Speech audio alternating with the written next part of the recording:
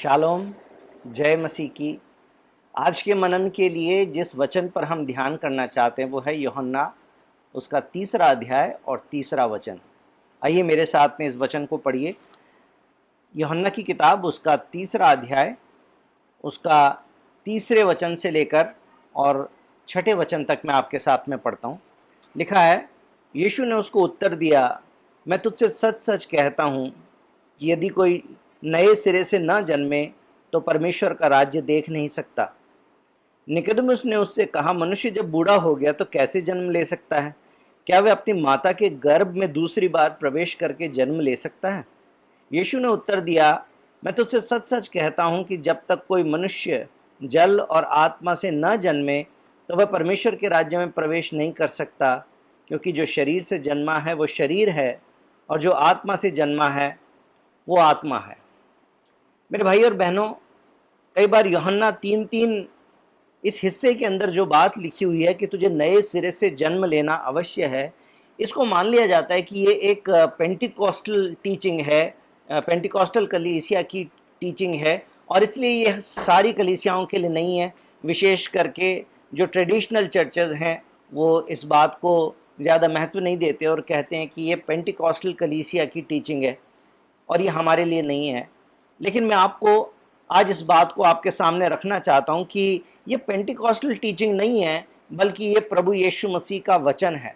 ये बाइबल का अंश है जो हमने पढ़ा, जहाँ पर ये लिखा हुआ था कि मैं तुझसे सच सच कहता हूँ कि यदि कोई नए सिरे से न जन्मे तो परमेश्वर का राज्य देख नहीं सकता।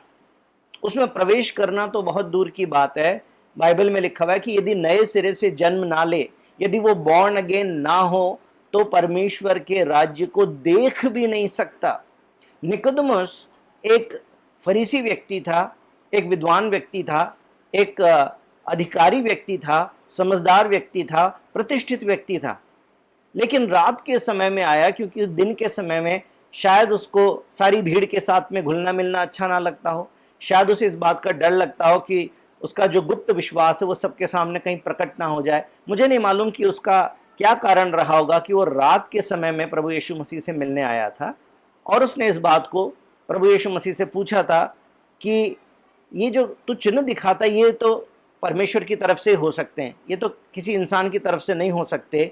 तो वो जब यीशु मसीह की तारीफ कर रहा था तो यीशु मसीह ने उसकी तारीफ को ग्रहण नहीं किया, बल्कि यीशु मसीह ने उसको तुरंत इस बात को बोला कि सारी तारीफ तो अपनी जगह पे ठीक है, लेकिन यदि तुम परमेश्वर के राज्य में प्रवेश करना चाहते हो तो तुम्हें नए सिरे से जन्म लेना अवश्य है। उसको ये बात जब समझ में नहीं आई तो उसने पूछा कि जब इंसान बूढ़ा हो गया तो क्या वो फिर से माँ के गर्भ में प्रवेश करके फिर से जन्म ले सकता है? तो ये दूसरे जन्म का मतलब क्या हुआ, और प्रभु यीशु मसीह ने उसको एक्सप्लेन भी किया, जो 5वें 6ठे वचन में लिखा है कि मैं तुझसे सच सच कहता हूं कि जब तक कोई मनुष्य जल और आत्मा से ना जन्मे तो वह परमेश्वर के राज्य में प्रवेश नहीं कर सकता। क्योंकि जो शरीर से जन्मा है वो शरीर है, और जो आत्मा से जन्मा है वो आत्मा है। यहाँ से जो सिद्धांत निकल कर आता है उसमें तो ज्यादातर कलीसिया विश्वास करती है, क्योंकि आज्ञाकारिता में चलने के लिए प्रभु यीशु मसीह के नाम से बपतिस्मा लेती है, जल का बपतिस्मा लेती है, और बहुत सारी कलीसियाएं पवित्र आत्मा के बपतिस्मा में भी विश्वास करती है, क्योंकि बाइबल के ही बाकी की शिक्षाओं में पवित्र आत्मा के बपतिस्मा के बारे में भी जिक्र किया गया है। लेकिन आज जिस बात को मैं आपके सम्मुख रखना चाहता हूं वो ये है कि बाइबल में हम 2 जन्म और 2 मृत्यु को पाते हैं।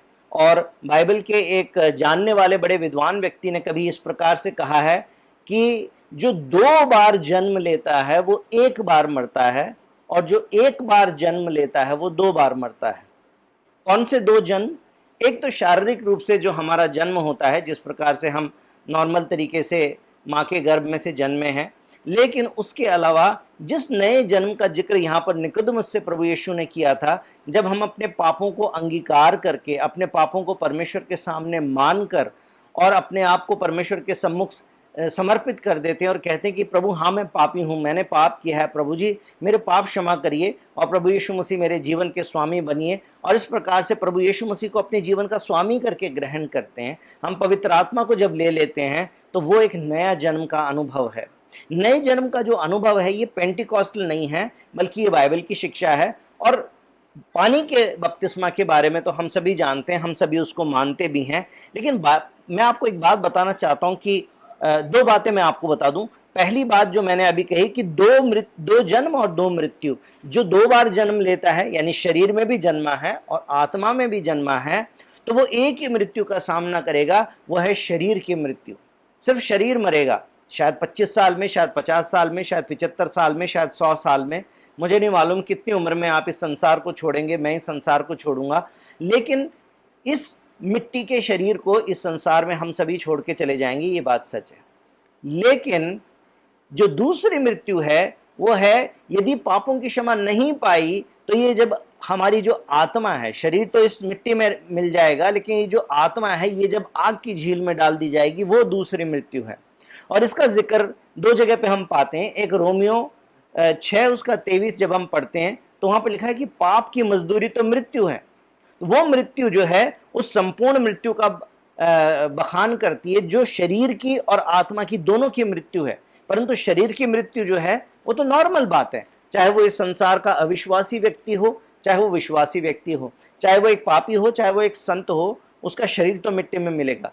परंतु आत्मा यदि परमेश्वर से अलग हो जाए, यदि नरक की उस आग की झील में डाल दी जाए, तो वो दूसरी मृत्यु है। और इसका जिक्र प्रकाशित वाक्य की किताब में भी किया गया है। प्रकाशित वाक्य उसका 2 अध्याय और उसका 11 वचन जब हम पढ़ते हैं तो वहां पर इस प्रकार से लिखा हुआ है कि जिसके कान हो वो सुन ले कि आत्मा कलीसियाओं से क्या कहता है, जो जय पाए उसको दूसरी मृत्यु से हानि ना पहुंचेगी।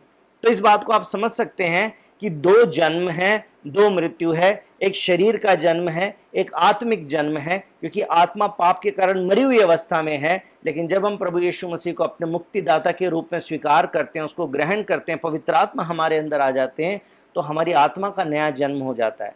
ये नया जन्म का एक्सपीरियंस, ये बॉर्न अगेन एक्सपीरियंस पेंटिकॉस्टल नहीं है, ये बाइबल का एक्सपीरियंस है और ये हम सब के लिए ये जरूरी अनुभव है। साथ साथ में दो मृत्यु है। यदि प्रभु यीशु को पा लिया है, शरीर के जन्म के बाद में आत्मा का भी जन्म हो गया, तो सिर्फ शरीर की मौत होगी, लेकिन आत्मा स्वर्ग में परमेश्वर के साथ में हमेशा काल के लिए रहेगी। लेकिन जिसने शरीर का तो जन्म लिया लेकिन आत्मा का जन्म लिया, पाप क्षमा नहीं मांगी, प्रभु यीशु को ग्रहण नहीं किया, तो वो दो मौत मरेगा, एक शरीर की मौत और एक आत्मा की मौत। और ये दो मौत का जिक्र हमने देखा है कि हम शरीर की मृत्यु हम जानते हैं, दूसरी मृत्यु का जिक्र बाइबल में दो जगह पर किया गया है, और भी जगहों पर मिलता है, लेकिन हमारे पास समय की कमी है, इसलिए हम सिर्फ इतना ही सीखेंगे। लेकिन साथ में मैं आपको ये बात कह देना चाहता हूं कि प्रभु यीशु मसीह ने जो 3 अध्याय के अंदर 5 और 6 वचन में कहा था कि जब तक कोई मनुष्य जल और आत्मा से ना जन्मे तो परमेश्वर के राज्य में प्रवेश नहीं कर सकता, वो असल में एक बपतिस्मा का प्रतीक है, बपतिस्मा का प्रतीक है। और वो बपतिस्मा क्या है? वो बपतिस्मा प्रभु यीशु मसीह की मृत्यु और उसके पुनरुत्थान का प्रतीक है। कई बार हम लोग सोचते हैं कि जो हमारा जो गॉस्पल है, जो हमारा सुसमाचार है, वो इस बात में है कि हमारे बस पाप मिट जाएं, बस हम नरक जाने से बच जाएं, तो यही उद्धार है। लेकिन असली सुसमाचार किस बात में है? देखिए मेरे साथ में, 1 कुरिन्थियों 15 उसके 3 और 4 वचन में पौलुस इस प्रकार से कहता है, इसी कारण मैंने सबसे पहले तुम्हें वही बात पहुंचा दी जो मुझे पहुंची थी कि पवित्र शास्त्र के वचन के अनुसार यीशु मसीह हमारे पापों के लिए मर गया और गाड़ा गया और पवित्र शास्त्र के अनुसार तीसरे दिन जी भी उठा। रोमियो की किताब 10 अध्याय उसके 9 और 10 वचन को जब आप पढ़ते हैं तो वहां पर लिखा है कि इसी बात का मन से तो विश्वास करना है और मुंह से अंगीकार करना है कि प्रभु यीशु मसीह मेरे पापों के लिए मारा गया, गाड़ा गया और तीसरे दिन जी उठा। ये जो प्रभु यीशु मसीह की मृत्यु और फिर प्रभु यीशु मसीह का गाड़ा जाना और प्रभु यीशु मसीह का जो पुनरुत्थान है, ये जो प्रोसेस है, इस प्रोसेस में हम पार्टेक करते हैं, हम उसके अंदर भाग लेते हैं, वो बपतिस्मा है। इसलिए बपतिस्मा एक छोटी बात नहीं है। जिस प्रकार से नया जन्म एक छोटी बात नहीं है, ये पेंटिकॉस्टल एक्सपीरियंस नहीं है, बल्कि ये बाइबल के अनुसार हर एक विश्वासी के लिए ज़रूरी एक्सपीरियंस है। उसी प्रकार से बपतिस्मा जो है वो प्रभु यीशु मसीह का गॉस्पल है। ये प्रभु यीशु मसीह की सच्चाई है कि वो मारा गया, गाड़ा गया और जी उठा, उसी प्रकार से पानी के बपतिस्मा के बारे में जो हम पढ़ते हैं कि प्रभु यीशु मसीह ने निकोदेमुस से कहा कि तू यदि जल से ना जन्मे तो तू स्वर्ग राज्य में प्रवेश नहीं कर सकता। तो जल और आत्मा से जो जन्म लेने का अनुभव है वो उस बपतिस्मा का अनुभव है, उस मृत्यु और पुनरुत्थान का अनुभव है जो प्रभु यीशु मसीह का अनुभव है।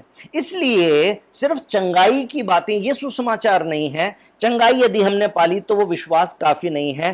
फुलफिलमेंट ऑफ प्रोफेसी, भविष्यवाणी आपके लिए पूरी हो गई तो वो काफी नहीं है। कोई सांसारिक आशीष आपको मिल गई तो वो काफी नहीं है। लेकिन परमेश्वर से अपने पापों की क्षमा, हाँ नरक से हम बच गए, लेकिन इससे भी बढ़कर प्रभु यीशु मसीह के साथ में एक जीवित संबंध और स्वर्ग राज्य में परमेश्वर के साथ हमेशा काल के लिए रहने का जो आश्वासन प्रभु से मिलता है, ये अनंत जीवन है। इसलिए नए जन्म के अनुभव के बिना, पानी के उस बपतिस्मा के बिना, प्रभु यीशु मसीह की मृत्यु और पुनरुत्थान में भागी हुए बिना हम परमेश्वर के राज्य को कभी भी नहीं देख सकते हैं। इसलिए इस अंत समय में, जबकि प्रभु यीशु मसीह का आना बहुत निकट है, मेरे भाइयों और बहनों, डर के कारण नहीं कि प्रभु यीशु मसीह जल्दी आ जाएंगे इसलिए हम बाइबल को ज़्यादा पढ़ें, इसलिए हम अपने पाप से क्षमा मांगें, हम पाप ना करें, नहीं, बल्कि परमेश्वर के प्रेम को स्वीकार कर और जो संबंध हमने प्रभु यीशु के साथ शुरू किया था उस संबंध में हम बढ़ते जाएं। जिस दिन नए जन्म का अनुभव हमने पाया था, पाप क्षमा का और अनंत जीवन पाने का, उद्धार का अनुभव जब हमने पाया था, जब प्रभु यीशु मसीह के मृत्यु पुनरुत्थान में भागी होने का अनुभव हमने पाया था, उसमें हम बढ़ते जाएं, उसमें हम बढ़ते जाएं। हम प्रभु यीशु मसीह में विश्वास करें, उसके दूसरे आगमन के लिए विश्वास करें और अपने परमेश्वर के वचन पर पूर्ण रूप से विश्वास करें। बाइबल के किसी एक हिस्से को छोड़कर और किसी एक हिस्से को पढ़कर नहीं, पुराने नियम को छोड़ दें और नए नियम को पढ़ें, ऐसे नहीं। नए नियम के किसी हिस्से को पेंटिकॉस्टल मान लें और दूसरे हिस्से को पढ़ें, ऐसे नहीं। परमेश्वर के सारे वचन को पढ़कर उस पर विश्वास करके और प्रभु यीशु मसीह के दूसरे आगमन के लिए हम अपने आप को तैयार करें। इस वचन के द्वारा प्रभु आपको आशीष दे। जय मसीह की।